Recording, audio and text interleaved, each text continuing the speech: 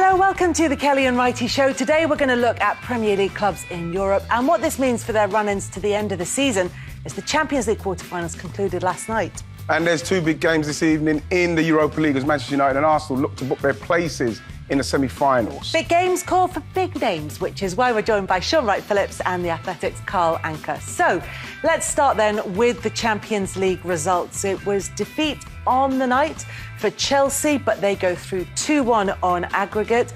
Paris Saint-Germain beaten 1-0 by Bayern, and PSG are through on away goals after that fantastic Champions League tie. Both legs were brilliant. Dortmund beaten 2-1 by Manchester City, who go through 4-2 on aggregate. 0-0 draw between Liverpool and Real Madrid, but the damage was done in Madrid and they are through 3-1 on aggregate, which means that the Champions League semi-finals look like this. Wow, man. PSG against Manchester City and Real Madrid against Chelsea. We'll talk about both Premier League teams who are going to be in Champions League semi-final action. But we'll start with Manchester City and we can hear from Pep Guardiola.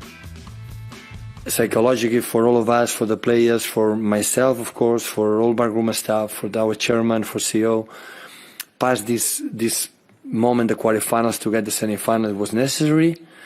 Now, of course, we want more. We're going to prepare the game against PSG, the last finalists for the Champions League last season against Bayern Munich. So we know how tough they were. So they knock out to Bayern Munich. I think the best team in the world right now. And yeah, we'll see what happens, how we arrive. But for the club, especially for the players, a good moment for all of us. And the quadruple is on. It's funny because I heard somebody talk about the quadruple at half-time, a presenter, and I said, why even... Man City are not thinking about no quadruple. This is a massive game for them. They've probably done the league, you have to say. But they just need to get through that game, not thinking about, like, the quadruple. It's just like... Well, can we think about it? No, because otherwise you've really put me in the box there. It's too much pressure, and it's taken away from the fact that Man City need to focus on this, because I think this is a magnificent opportunity for them to actually win the Champions League. I thought the way they played yesterday against the Dortmund side that started brilliantly was just brilliant, the way Man City were. It's the best I've seen them in this competition, by far. But look, we are going to talk about potentially a quadruple because they are fighting on four fronts, but they have pretty much fully fit squad. They have, two sets of talented 11s in there, and they can draw on that. Yeah, of course they can. I think, for me, the way Pep has handled the season, especially how condensed it's been, he's done magical things with it, really. Obviously, he's been lucky enough to, like you said, have that sort of depth where he can just rotate. But I think the key thing is that every player that's actually stepped in has performed at a high level, and which is hard to achieve because I've been there as a player, and sometimes when you don't play for games, to come in and have that match fitness at the same level as everybody else is hard. So for me to keep that up and the morale high and everybody happy and smiling, even when they ain't playing, sometimes is a tough thing, and he's done really well with that. And Wrighty was saying that they are focused on the Champions League from this point in. You could tell that even with the team selection against Leeds last weekend. OK, they lost the game, but it was 7 changes to their starting lineup for that one. They have so many options. It was interesting, a couple of weeks ago, Zinchenko did use the Q word. He did mention the quadruple. And then Pep Guardiola very quickly... Yeah, absolutely. No discussion. But they're so stacked. I know there's a smarter way to say it, but they have strength and depth in every single area. You barely notice the absences throughout the season. So Kevin De Bruyne was out for a little bit, and then Ilkay Gundogan stepped up. And Raheem Sterling hasn't had a spectacular season, but the way Riyad Mahrez comes in and reminds you why they spent so much money to acquire Riyad Mahrez. Very often Champions Leagues are about high variance and who's fit. I mean, Bayern Munich have been knocked out in part because Lewandowski got injured in international duty. Manchester City find a way to just keep on ticking. I think as well, Kels, with the quadruple, they will think of it as they get to... It's like, say, they do the Premier League, yes. If they do the Champions League, then you think of that quadruple. I don't think they're nowhere near thinking of it, because that's why Pep would shut that down, because it can easily distract you.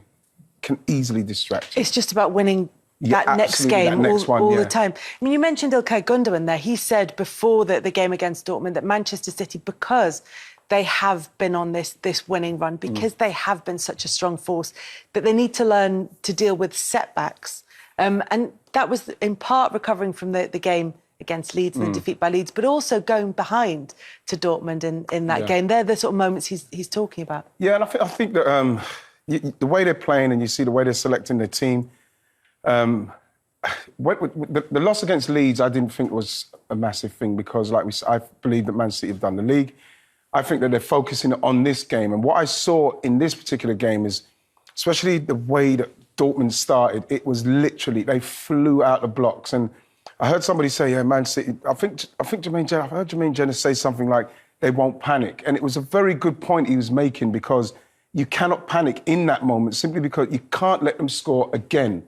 Get yourself pushing up to try and get this goal and then you leave someone like Erling Haaland, one-on-one, and then that could be a problem. So they played so well and eased themselves back in the game and then just dominated it. Dominated it with excellent football and the players came up with the goods. But it was, like I say, it was a brilliant, brilliant performance.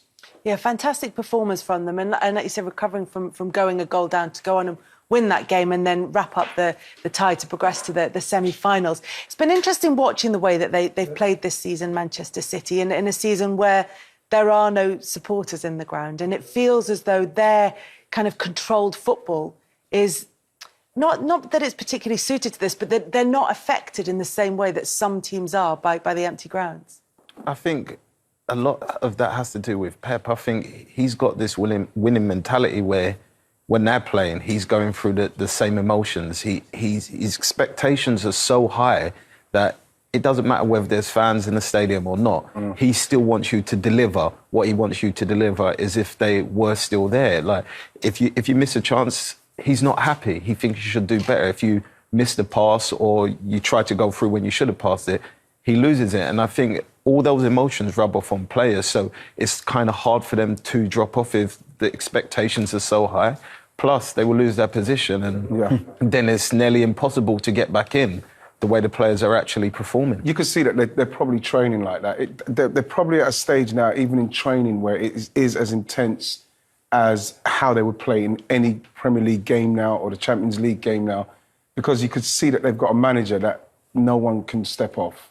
You can't afford to. Like you mentioned, Raheem Sterling can't even get inside at the moment, and rightly so, simply because of how well the rest of them are playing when they do step up. So this is where you're judged now with City. This is their best opportunity. They're in the right place to try and capitalise on this. One of the main reasons that Raheem Sterling can't get in is, of course, the form of Phil Foden, who just is one of those players who, the more responsibility, the bigger the occasion, the better he looks. He's incredible, isn't he?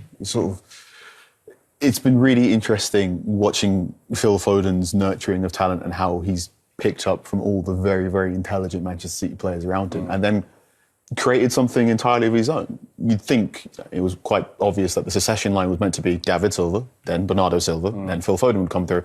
And then Phil Foden sort of made the leap ahead of schedule, not only superseded Bernardo Silva for much of the season, but it was also, I did not expect him to be this much of a goal scorer. I did not expect him to be this good attacking. You'd think if you spent most of your teenage years watching David Silva, you'd be playing the pass before the pass. But he's like, no, I want goals instead. Yes. And he's brilliant at getting goals. I think now it's this fun thing of not only where is he going to play for Manchester City, but where is he going to feature at the Euros for England? Because at this sort of film, he's a starter for me. Yeah, because part of it is that he is playing probably in a slightly different position from where he would have imagined that he would play. Much more of a kind of central midfielder as he was developing. And like you said, somebody who would see the game. Pep Guardiola has already said this season he thinks he's not quite at that level to play there. But the thing is, he's so effective where he does play him that it doesn't really make any difference. And this is why when you go back to, and I think I was guilty as well to say, we need to see this guy playing. He needs to play more. He needs to get more experience of playing. And that, was he going to go out on loan? And then the more you think of it and you see what he's doing now, the more you think, this is why I'm probably sitting here and people like Pep are doing what they're doing, because the way he's got him through and brought him through playing with people like David Silva, Bernardo Silva, all those midfielders that he's learning from, different positions he's probably played in training. You know, the fact that he's had to go down to the 23s to come back up, but he will not let him go on loan anyway. He actually was so adamant that no, he's not going nowhere.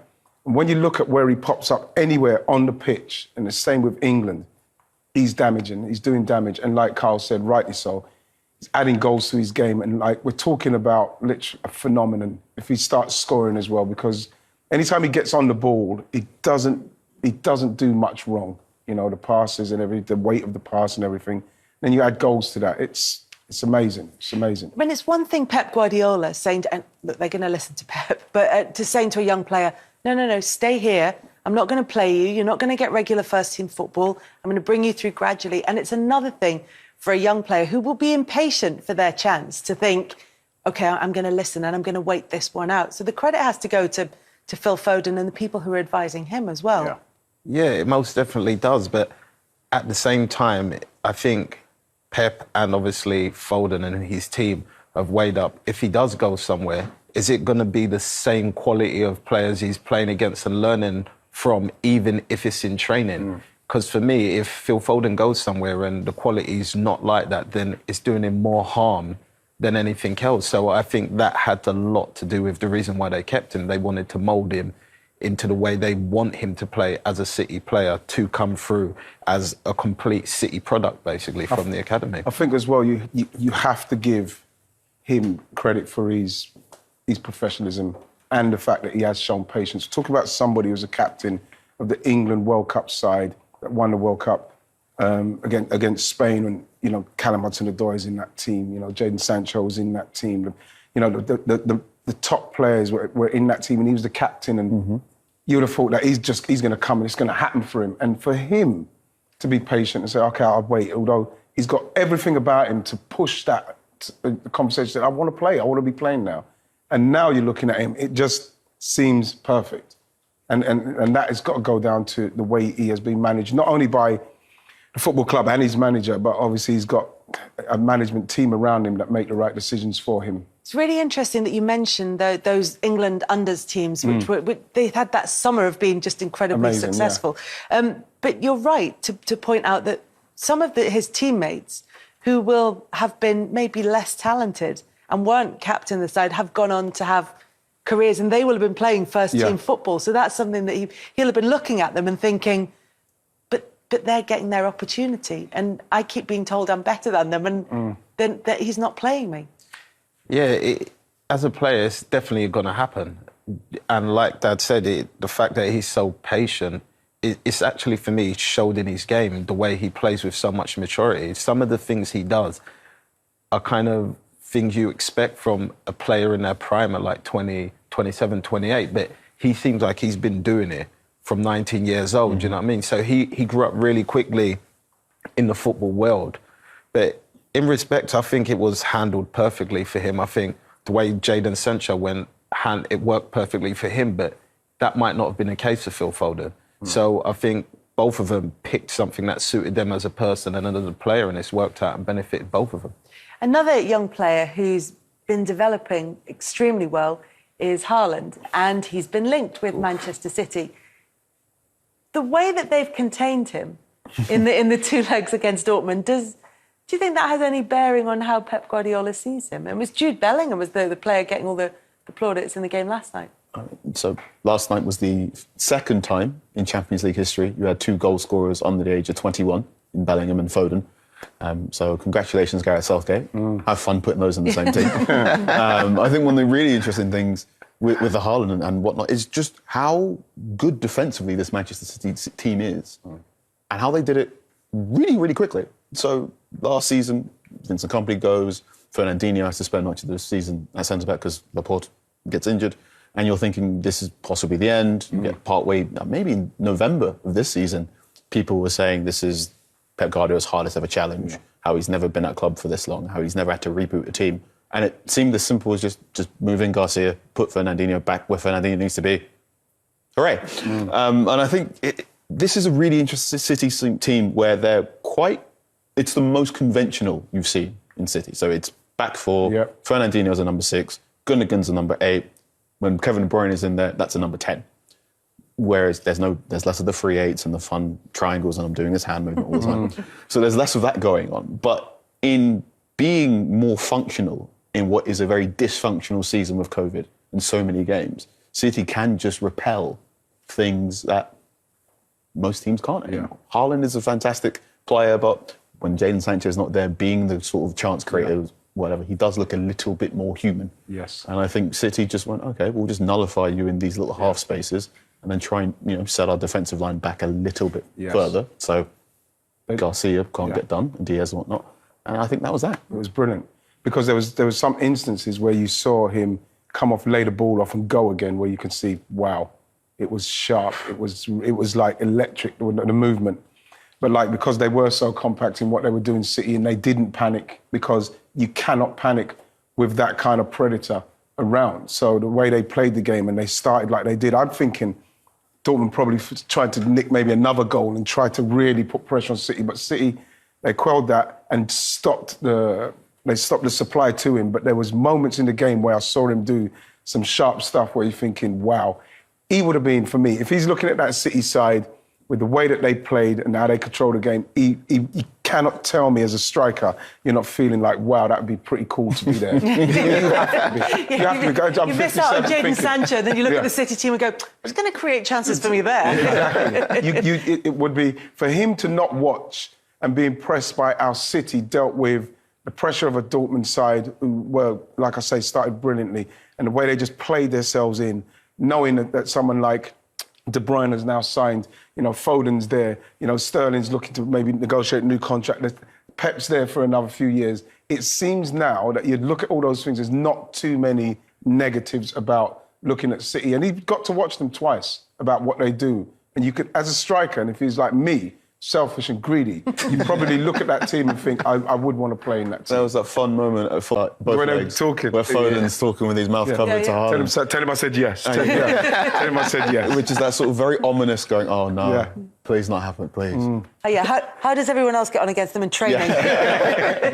But it is that defensive improvement has been the cornerstone of everything that City have done really this season. We always talk about their fantastic attacking talent, but since it was probably about November time and the Manchester derby, when it was a terrible, terrible 0-0, but they kept the clean sheet and that seemed to kind of spark something for them. I think for sure, because me as an attacker, when you go up and attack and you create a chance and maybe the keeper catches it and then he goes down the other end, throws it, they have a break and they score, it's like almost every time you get the ball in that half, you feel like you have to force an issue, like you have to do something. And I felt that's what it was for City last season, because they always knew there was a chance of them scoring a goal. They always felt the need to sometimes force when they didn't have to.